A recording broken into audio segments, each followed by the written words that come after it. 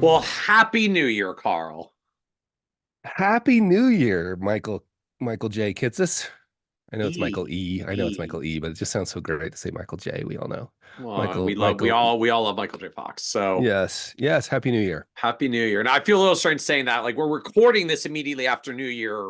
Yeah. It's gonna be a month or two before this airs out to everyone. But it is New Year's. I feel like I don't know, maybe it's obligatory meme, but like I feel like we have to do the so how were your goals for last year and what are your goals and resolution for this year? Because we're financial planners, Carl. We set goals and then we achieve them. So you have goals, Of course you right? do. Of course you do. Of course. I mean, I don't know what they are, but let's talk about. I think it's really important. Do you? Like I this is a genuine question. Like, do you um have goals? Are you a set goals for yourself to pursue and achieve person? I was. I was. Are you gonna let me get away with that answer? Just I can just say I was and we can move on. No. I mean, you could say that, Well, but like, we're not. first of all, I need to tell you real quickly. We were in New Zealand for New Year's, and we decided it wasn't because we had some grand vision or some like smart, altruistic people. We were tired. That's the reality. Our older daughters are with us, and they want to go out to a party, and we were tired. And so I was like, yeah, I'm just gonna go to bed. But I had to make a bargain. So I was like, hey, what if we go to bed now at like 9 and I'll wake you up at 5. What time's sunrise? Sunrise was 6 in New Zealand. So I was like, I'll wake you up at 5 and we'll drive, we'll get ready and whatever. So we'll be in the water. Like we'll get in the ocean at dark and but dusk or sorry, dawn. So it wasn't actually dark, but we'll get in the ocean. We'll be in the ocean for sunrise. Oh, so And like they you like see the bought, water peak over the water yeah, horizon, the sun peak over the water totally. horizon. Totally. They bought it, which was great. So we decided to celebrate. And then the next day I was like, man, isn't that interesting these trade-offs we make around goals and behavior, right? There's nothing wrong with celebrating New Year's Eve. Like anybody who wants to do that, that's amazing. This isn't like a statement of right or wrong. It's just we decided accidentally to make a trade-off and we celebrated New Year's morning and we were in the water for the sunrise. Hmm. And for us, that's a much better alignment of what we value than being out late, doing whatever you do out late. I've forgotten at this point, right? So it was in, and again, no right or wrong for that. But it's interesting when you start thinking about goals and trade-offs and why, why you're setting certain goals instead of just sort of like, oh, this is and how mimetic Well, because goals. you need goals, because it's I New but he Year's. does, right? It's so mimetic, is my point is like we're mimicking everybody else because we all of us set goals because we have to have goals without a lot of intention behind them, is all I'm saying.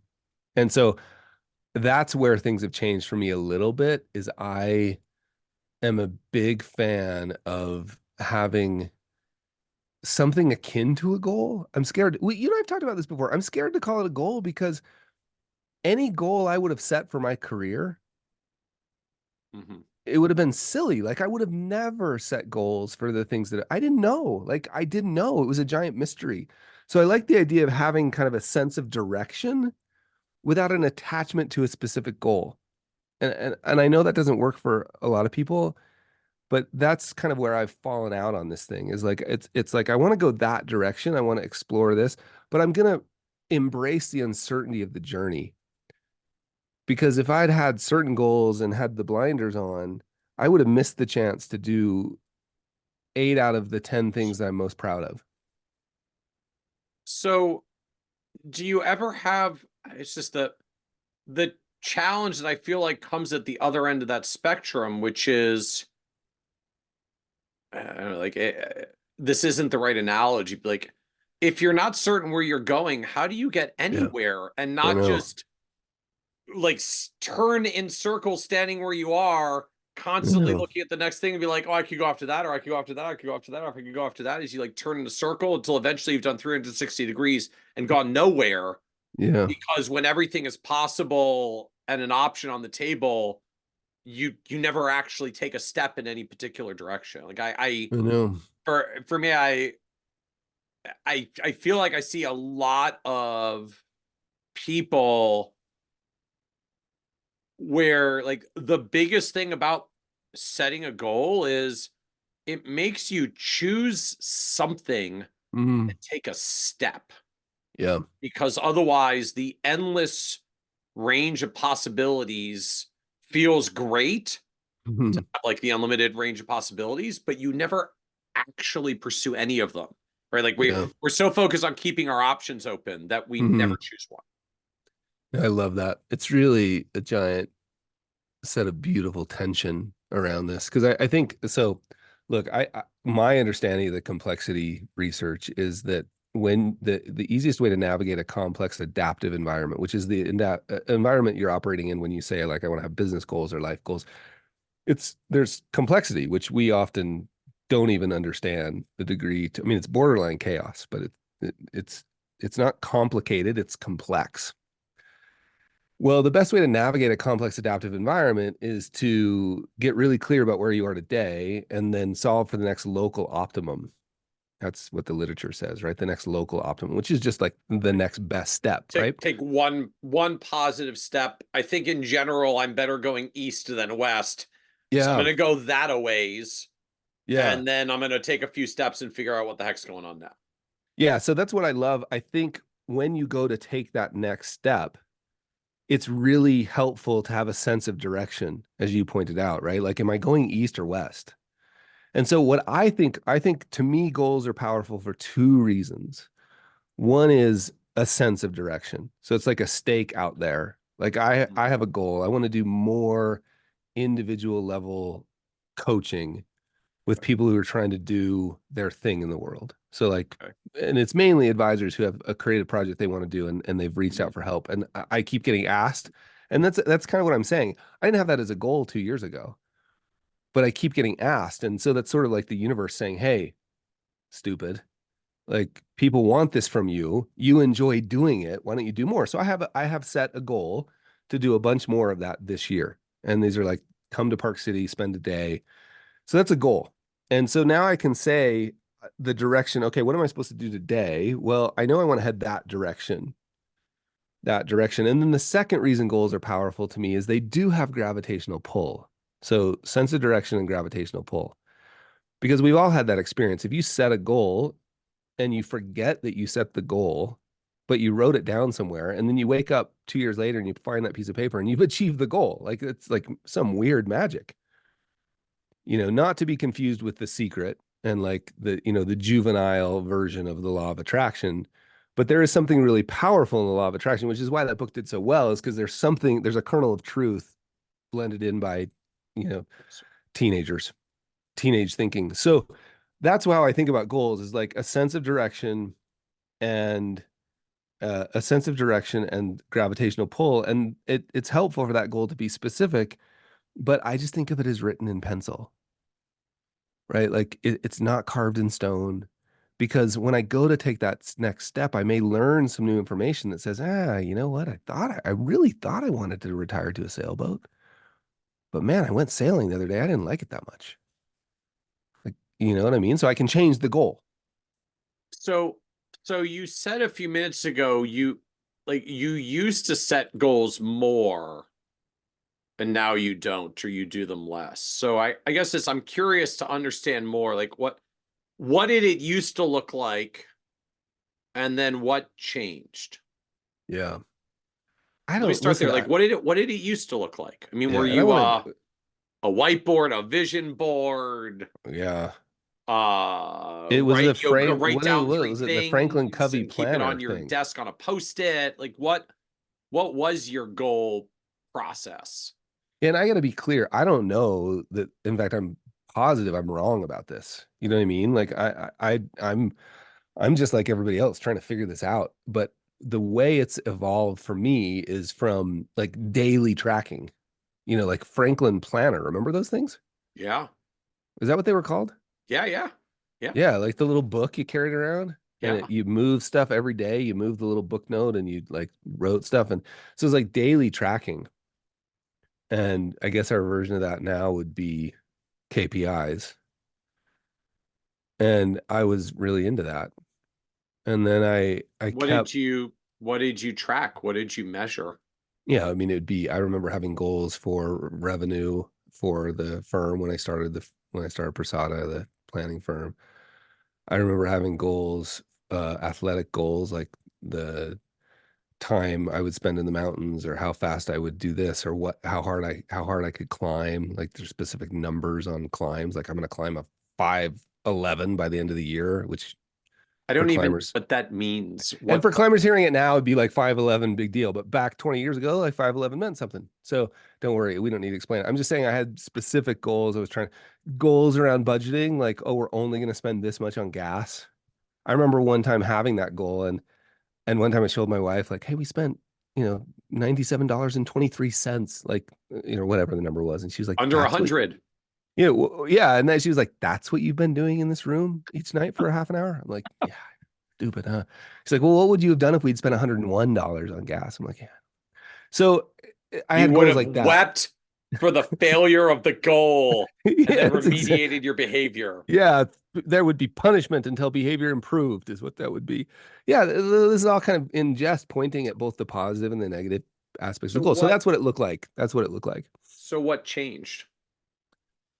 I I think I've just been really um let me use the word overwhelmed in a beautiful way by the mystery of it all, right? Like just the like uh, I never had the first example of this was certainly the first big example for me was the New York Times column. Like there was no, are you kidding me in terms of having a goal to do that? Like I would have never thought of that.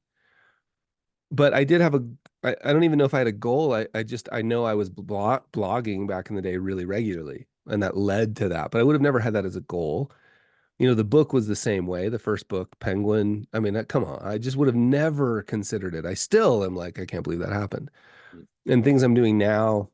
So I just got overwhelmed by overwhelmed, I think is the right word.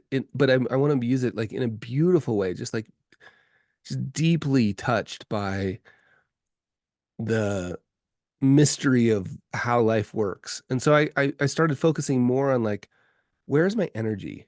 Like what feels good to do? Like I want to do more. Like this year I have a goal to do more quote unquote podcasts, more conversations with humans that I like. You're one of those people, by the way, Michael. Like you're a human that I really like. I appreciate that. Like this kind of thing. Like Sweet. I love, so I have a goal to do more. And so if I were to put a label on that, I could say I want to become a professional conversationalist. Turns out that podcasting is one way you can pull that off. Okay, I'm going to do, 50 fires. I'm going to do Kitces and Carl, and I'm going to try and do one other one.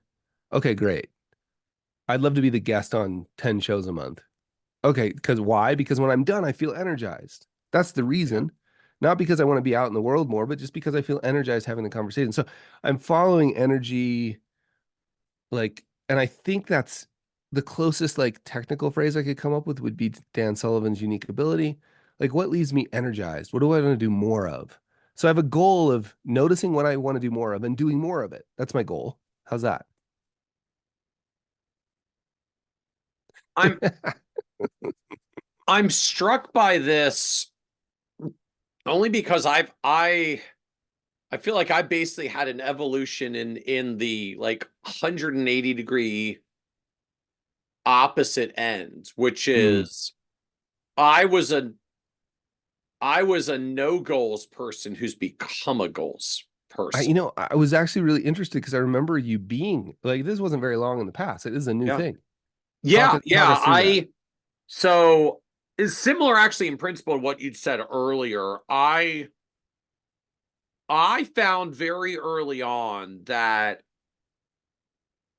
I guess in the purest sense, like I was so bad at predicting the serendipity that was going to come in my life that I gave up pretty early on setting goals. I mean, I think like self therapy, looking back, kind of thing. Like I went to college as a psych major and theater minor, but really wanted to go into medicine. So like I did all the classes to get ready to go to med school.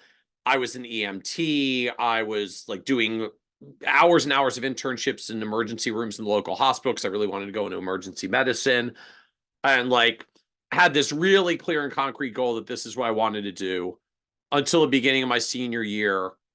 And I decided that it wasn't actually what I wanted to do. And I was like, well, so all the time and energy and all the focus that I've been putting into all the things I've been doing for the past 3 years now basically feels wasted because I put all that like goal energy into the goals. I've got to take these classes. I've got to check these boxes. So I've got a strong med school application. I need to get these internships. I got to take this curriculum. Like, right, I'm a planner and a goal setter. Like I had the whole game plan laid out and was executing on it quite well until I basically realized, except I don't think this is actually what I want to do. Crap. And so what it led me towards from a pretty early point on was I didn't want to set goals because I found basically like I changed my interests too quickly. But, and this is probably just, I know, luck of the cosmic genetic dice, whatever it is. I happen to be just naturally pretty well wired to be directional, right? In that like directional sense that you said. Yes, the direction will shift sort of incrementally. But like, okay, well, I was going after medicine. It turned out I didn't want to do medicine, but what I did want to do is helping people, which is how I ended out in financial planning. Ironically, because I was slightly oversold on a life insurance sales job for all the people that I was going to help. But nonetheless, I came to the industry because I was told it was a helping industry around giving people advice. And I liked, and then that didn't work because it was an insurance sales job. But I liked the advice thing enough that I found another opportunity nearby and I got a little closer to it. And then I found another opportunity, I got a little closer to it. And then I found I actually like talking to the advisors as much as the clients. So I started doing that. And I liked it enough that I started doing a little bit more of that. And I, in that sense that some people I find have challenges taking the first step unless there's a concrete goal to move towards. I've always found for whatever dumb luck, like I'm pretty good at taking those first steps. And I'm really bad at predicting where they're going to take me 3, 5, 10 years down the road because, the human brain grossly underestimates compounding in the long run. So I found pretty quickly, like I didn't need a goal in the short term because I was good at taking the first step. And I didn't want to make goals in the long term because things kept turning out so differently than what I'd expected that it wasn't helpful to have done that. But what I found kind of coming full circle in that conversation, like that worked great when the journey was me and my career supporting my family. And then I started growing a team. And all of a sudden, this business thing that I'd created that for a long time was a business of me, right? Like we hang our shingle and do our thing, suddenly was a business that had team members and they've got their goals and their families and their mouths that they feed and provide for and put roofs over heads of. And I found this shift that it was like, okay, I can be dynamic with me and the journey of me and no goals me that's directionally strong enough to take steps in the right direction and solve for my next local optimum. But once there was a team in place, just for me, I mean, candid is there was this like weight that shifted to me, like that shift further onto my shoulders. I was like, I'm pretty good at fending for myself and making sure that my family's taken care of. But now that there's all these other team members and they're depending on this as well, I just, I guess for lack of a better term, it was like, I don't feel like I can wing this anymore the way that I have been. And like, not that winging it was going bad. I feel like that understates the sense of vision that I typically did have for myself of where I was going. But when there's like team members that want career tracks and goal opportunities and like they want to be in a certain place at a certain time, like I got to get pretty clear about where the business is going and what it's going to do and what goals we have to achieve this over the next 1 year so we can be there where we want to be for 3 years, so that I've got a great team member who has a great career opportunity 5 years from now because I've grown the business to the point where they get to move up to do the things that they want to do. And so for me, at least, the phenomenon of growing the business materially beyond myself, I feel like sort of forced me into the goals direction, because I really don't know how to make sure everyone in the whole business is on track for the opportunities and goals that they have, unless at least I get clear about the goals of the business. But when you're the founder, goals of the business are sort of inextricably linked to your goals as well. So lo and behold, I ended up with some goals for myself. It's super. I mean, look, I have a revenue goal for the business now. A goal And goal? like it's a very Oh, specific number. okay. And I had a team member come to me late last year and say, "Hey, I'm thinking about making a relatively big commitment personally. I think it was buying a house or something. Uh, are you thinking of closing the business anytime soon?" Sort of like, where Yeah, are yeah. we? And I communicated that goal. Like, hey, here's the goal, you know, along with the caveat of like, look, there's massive risk in that goal. Like, but I'm doing everything I can. Like, that's my personal goal. If you're on the train, that's my goal. So I can see how that's obviously super helpful. Um, and my question to you is and I've seen this a lot, so don't tell me it doesn't happen. I see this all the time where the goal is actually just a false sense of security. In Like what just because way? you set the goal doesn't mean you're going to reach the goal. It's just a guess. You may have had magic fingers your whole life. As far as I can tell, you do. That like I set a goal, I reach it. But that's Well, I didn't set goals. It's like I want to go over yonder, and I kept walking, and the numbers kept getting bigger. They moved up and to the right. yeah, but at this point you've decided that's not a good idea anymore because it works so well. It like is this one of those what got you here won't get you where you want to go?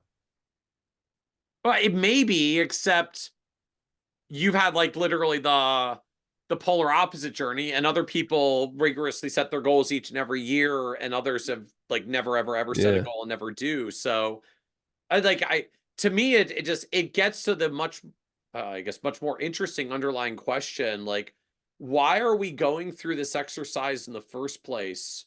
And why do some of us seem to be fine without goals and other of us really need goals, and sometimes we shift where we want them and then we don't, or we don't and then we do.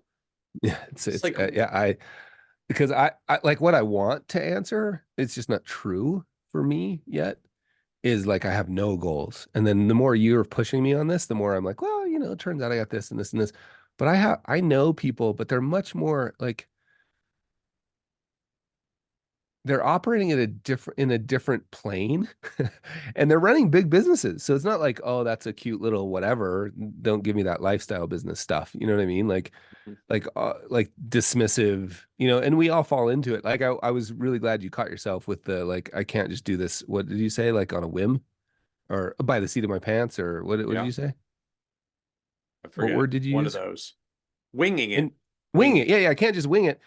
But we have this tendency to think that if you don't have KPIs that you're tracking every day, you're just winging it. And I know you didn't say that, and you caught yourself too to say, look, that was it's a disservice. Well, the But thing is, but like, I guess this seems to me like I had KPIs. I just didn't have goals for them. huh.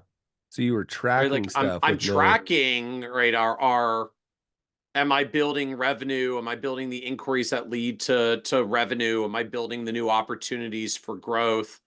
Uh, what are the factors that input into that, right? Any sort of business KPI, ideally, you want things that lead the business, not that are lagging the business. So yeah. I had a lot of measurements. I mean, Carl, it's me. There's been spreadsheets since Spreadsheet. forever.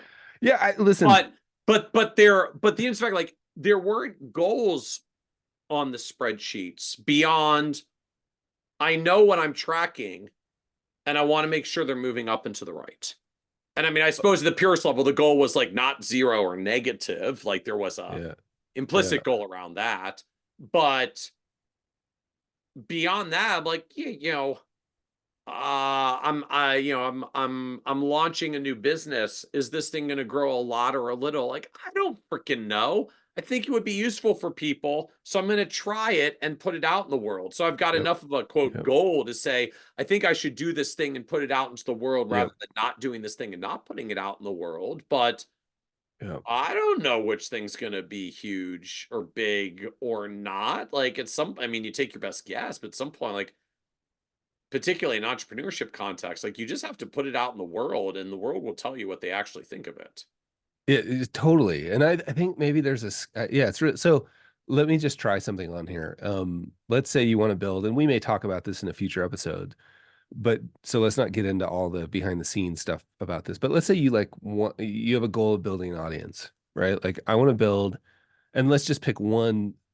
Please don't anchor on any of these things. Don't anchor on the thing. Don't anchor on the number. Just we're using these to get to a concept. As soon as I use numbers, I find people always want to debate the number and they miss the point. So let's not do that now. But let me use a number.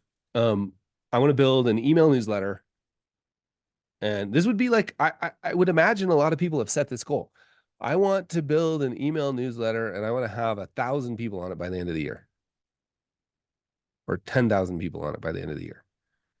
And then I could measure that every week, Yeah. the dashboard, and I could say, okay, well, if I break that down weekly, if I want to have 10,000 people, I want to add 10,000 people to my newsletter this year, or 1,000 people or whatever, and I break that down. I want to add 520 people this year, and I break that down weekly. I want to add 10 people a week, and I could compare it every week. And my question is that any different or more likely to succeed than I'm going to write I'm going to really focus on the work. I'm going to attend the way, to use that quote that caused so many problems for us last time. I'm going to attend the way. Like I'm going to create really great content. And by great, I just mean like authentic to me. I'm going to work really hard at finding my voice. I'm going to do everything I can to make it easy to spread. So like I'm going to put it in the world and then make it easy to spread. And I'm going to make it very easy for people to say, raise their hand and say, I want more. And so that like that looks like a blog. It looks like a LinkedIn posts that point to a landing page, and the landing page says, to get this in your inbox, sign up here. So it's just really simple. And then I'm going to just really focus on writing really great stuff so it spreads. It, which one's better? Right? Like I if I want 520 people, is there anything I can do to be like, I only got 10, I only got 8 this week. Next week I have to get 12. What are you going well, to do? yeah, well, create something more meaningful that makes people show up. Yeah, so it all comes back to me to like, what if I just totally attended the way? What if Well, I and just did the work, including the all the scary stuff about like sharing it, and you know what I mean? to me, this kind of gets back to the question I was raising earlier. Like, so why do we set the goals Yeah. in the first place? I mean, to me, I like essentially what it comes down to is there's sort of this question like, do you know what you need to do to move the ball forward? Yeah. To kind of use the sports analogy, and there's sort of two things embedded in that. Do you know what you need to do? What are you going to do? What's your next step to move forward? And do you know what forward is? Like, do you know what direction you're going? Yep. Yep. So, right, in the purest sense, like, I need to know what direction to be pointing and I need to know how to take a step. And if I'm not sure how to take a step or I'm not sure what direction to point, I need to solve for that. And like a goal can help orient me around what would a Yep. realistic next step be or how do I point myself in the right direction. But to me, that's kind of the limit of it, right? Like I set Yeah. a new, I set a marketing goal and then I start breaking it down into I need this many newsletter subscribers, so I get this many inquiries, so I get this many prospect meetings, so I get this many approach talks, so I get this many new clients, so I get this much Hmm. new revenue. Because at the end of the day, I'm trying to grow my revenue. Yep. And all that whole sequence ultimately gets back to me is Well, then I can work backwards, say if I want this much new revenue, I need this many clients, which means I need this many approach talks, which means I need this many prospect inquiries, which means I need this many newsletter subscribers or whatever your marketing tactic is, which means I need to do this thing. Thing. Yeah. Yep. Write an article or send a tweet or go to more networking meetings or do more seminars, right? Right. Whatever your marketing thing is, if we're gonna pick on marketing. And the point of the goal is it helps break down all the different things that lead Yep. up to it. So eventually you get down to an action, a step, an activity, a thing you can do Yeah. and know what you need to do or how much you need to do it that you can then hold yourself accountable to take the step. And so I guess in that sense, like Yep. I've always been pretty good at walking forward and having a sense of what direction to be pointed. So I didn't feel as much of a need for the goals. Yeah. But if you're one of those people that feels maybe a little bit paralyzed, I'm just not sure what direction to go. And I don't know what the next step is to take really to like move. Goal setting helps to say, okay, well, if you set a goal by direction, you picked a direction. Yeah. If you set the goal, you have to pick something. Yeah. And then you can figure out what the next step is to move that direction. And congratulations, now you're moving. And the point is not that I'm unequivocally committed for life to the goal I just set. The point is, it got you moving. Yeah, no, listen, I love that. I think to me, the power of goals is two things. Like I said before, a sense of direction, and there is some gravitational pull. And what's going to happen when I take a step in that direction is I'm going to get new information. And Yeah. that new information may change the orientation of the goal, but it's probably directionally still correct. But then I love where you're going because Jeremy Walter pointed this out to me recently, and I believe it's probably from I think he cited James Clear as the source, but to shift from goals to habits, Yes. which I love, and I also love Yeah. Yvon Chouinard used to talk about this a lot too. The founder of Patagonia used to talk a lot about like profit. He would use like profit is what happens when you do everything else right. So a Right. goal around profit, yeah, okay, that may give us a sense of direction, but really we quickly want to get away from that, or not for get away, just like set it aside, take our goal setting hat off, and put on the process hat, which is pointing to the same thing, like process and habits and daily actions.